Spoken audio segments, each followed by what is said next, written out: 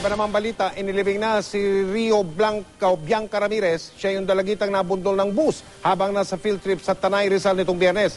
Samantala, nakataktang maglabas ng resolusyon ng piskalya ng Rizal kaugnay sa mga reklamong isinampa laban sa driver ng bus. Nakatutok si Ian Cruz.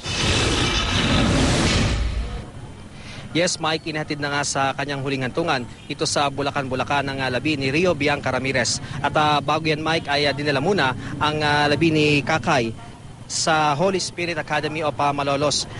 At yun nga kasi, Mike, ay yung kanyang, ito yung kanyang eskwelahan.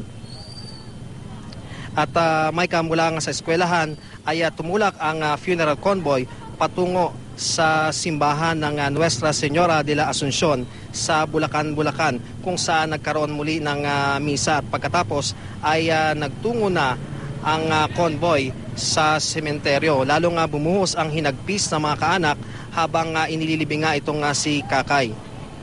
Nakatakda naman, Mike, na maglabas ng resolusyon ang Rizal Provincial Prosecutor's Office laban kay Carlos Villanueva, ang driver ng tourist bus na nakaaksidente kay Kakay, at sumailalim ito sa inquest proceedings kahapon. Narito yung ating panayam.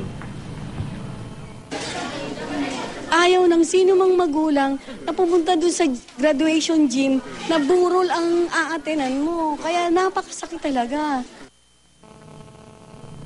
Mike, sa huli nga nating pakikipag-usap sa ama ni Kakay na si Ginoong Ray Ramirez, sinabi niya sa atin, Mike, na pinag-uusapan pa raw nila nung kanilang abogado yung pagsasampa nung kasong sibil laban sa eskwelahan, gayon din sa tourist bus company na naka-aksidente kay Kakay. Yan muna ang latest mula rito sa Bulacan.